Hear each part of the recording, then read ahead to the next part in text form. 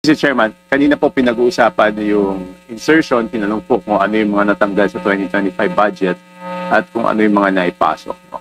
Kaya po, pabor sana ako dun sa motion ni Congressman Erice na imbitahan talaga ang dating former chairman ng Committee on Appropriations, si Congressman Saldico, dahil kahit dun sa small committee, wala pong naibigay na report. No?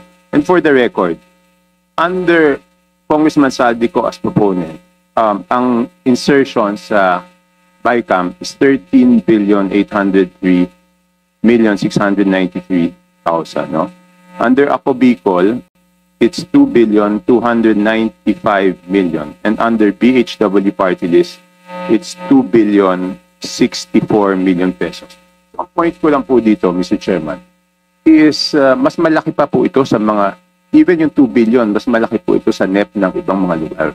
So bakit kailangan dumaan sa party list ang mga proyekto para sa distrito? Bakit hindi po pinababa sa distrito directly? At ang makakasagot lang po yan is si Congressman Saldico. Okay. Next.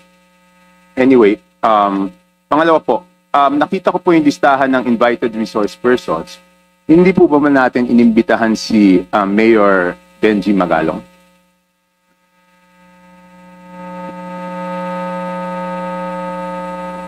Not for this hearing, Your Honor. Pero iimbitahan po ba siya sa susunod na pagdinig? At the future hearing. Hindi, sa next hearing? We have to discuss it. Because nandito po kanina si Bante, siya po yung nagsabi na wag naman akusahan yung House at pangalanan kung sino yung tinutukoy. At pumayag naman po si Mayor Magalong na tukuyin pag siya ay inimbitahan ng House kung sino yung tinutukoy niya na pinakamalaki ang nakukuha na 20%. So ang tanong ko po, bakit pa po hindi imbitahan kaagad ng committee para malaman na po natin kung sino yung tinutukoy niya, Mr. Chair? I think we have a commitment that we will invite him. But the commitment is not on the next hearing. Kasi marami po tayong pag-usapan. In fact, gusto natin isa-isahin yung mga Sims construction, hindi yung nagpakita. St. Timothy, hindi yung nagpakita. Ito yung alam ng mga tao na gusto malaman yung katotohanan. So, ibig sabihin, we are united with Mayor Magalong on his commitment against corruption, for him to name the 67 lawmakers, no question. But he will be required in this committee to do it on their own. State 67 lawmakers who are contractors first. Second, lawmakers who are allegedly receiving 30 to 40% kickback. That will come in due time. That is the commitment of this committee. Kasi sa sinasabi niya, ang pinakamalaking nakukuha ay yung Committee on Appropriation. So hindi pa ba mas mabuting i-address na po natin? Kasi nandyan po, si Congressman Abante, nadinig ko po yung interview nyo, sabi nyo po, dapat pangalanan po ni Mayor Magalong. So ayaw nyo bang mag-present ng motion na imbitahan na siya kaagad para pangalanan na rin po niya? At sinabi naman po niya na willing naman po siyang imbitahan. Congressman Abante, you're being asked. Should I make the motion now? Better, Mr. Chair, to show na talagang seryoso tayong imbitahan siya. I just have one. Mr. Chair. Before speaking, I have one question lang po to Congressman Chaco. Is this part of your interpellation or what is this? Okay. All right. It's part of my 5 minutes, Mr. Okay, Chair. all right.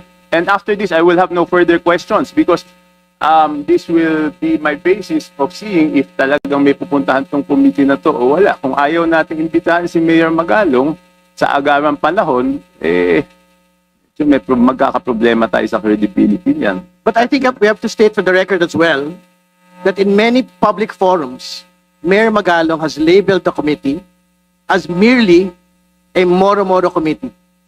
So I think the public should look at that as well. Yes, Mr. Chair. Pero sinabi niya, kahit tinawag niyang moro-moro, sinabi naman niya na willing siya magpumarap, di ba? Di tingnan natin kung haharap siya pag inibitahan natin. I think... Mr. Chair, point of order. Yes, please. I think we should be sensitive regarding the word moro-moro. May we delete the words because I think it was Kong Zia, who is a Muslim.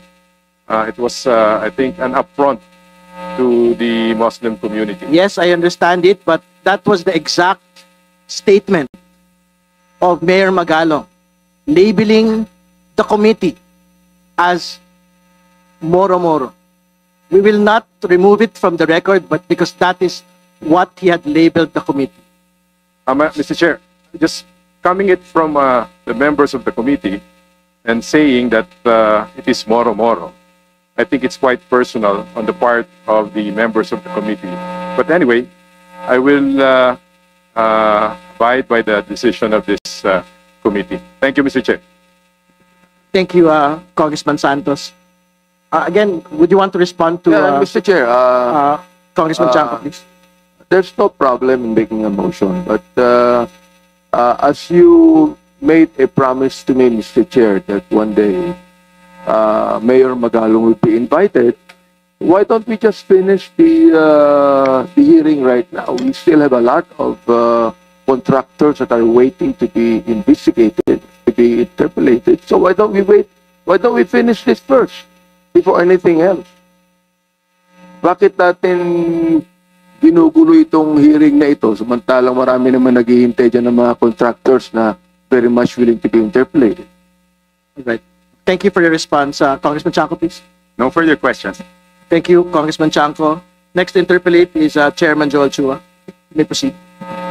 Thank you, Mr. Chair. My question will be, I would like to address my question to